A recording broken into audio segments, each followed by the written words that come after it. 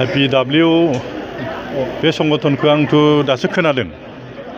दाख्लै सासे आंनि लोगोआ दिन्थिदोंमोन बेबायदि बुंदों होननानै।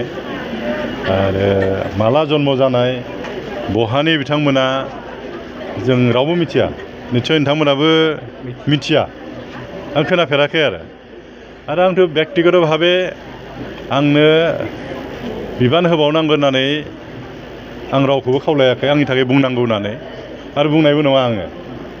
जोंहा आफाद जोङो पार्टिनि जाय आफादगिरि आथिखालनि जाहा बिटिसिनि चिफ हाग्रामा महिलारि बिथाङा जि मोजां हिदान्त लायो आं बेखौनो नाजावना लागोन आरो आं खावलायगोन आंनि थाखाय रावबो बिदि बिबान होनांगौ होननानै बुङाब्ला मोजां। कारण बेखौ जुदि बुङोब्ला हयथ' आंखौ सानगोन बे गाव सोरखौबा थिनदों नामा ओरैबायदि सानगोन आरो माने आं दिनैसिम खुनु दल संगठन बा बेक्तिखौ आं बिदि आंनि थाखाय बिबान बिनो थाखाय आं थोनाखै आरो बुंनायबो नङा आरो बियाबा मोजां आरो आंनि थाखाय। दा आं सानदों बे IPW बिथांमोनखौ आंथ' सिनाय मोनखाया। आं सानदों बिथांमोननि टेलिफन नाम्बारबो दङ होनना बुंदों। आं कन्टेक्ट खालामनो नाजागोन बिथांमोना मा थांखि दं, सोर बिथांमोना, माला दानाय संगठनखौ, मा जाहोन दं बिबान बिनायनि ना माबा मोनसे षड़यन्त्र दं, बे गासैखौबो निस्सय इनकुवारि खालामनायनि प्रयजन दं। आरो प्रयजन जायोबाथ' आयेननिबो सहाय लानांगोन नङा होमबा? आंखौ बिथांमोना बदनाम खालामनो नागिरदोंबो जानो हागौ ना। दा बेखायनो आं नायनो मा जायो। दा जिखुनु बुस्थुखौथ' लुबैबानोथ' मोनाना।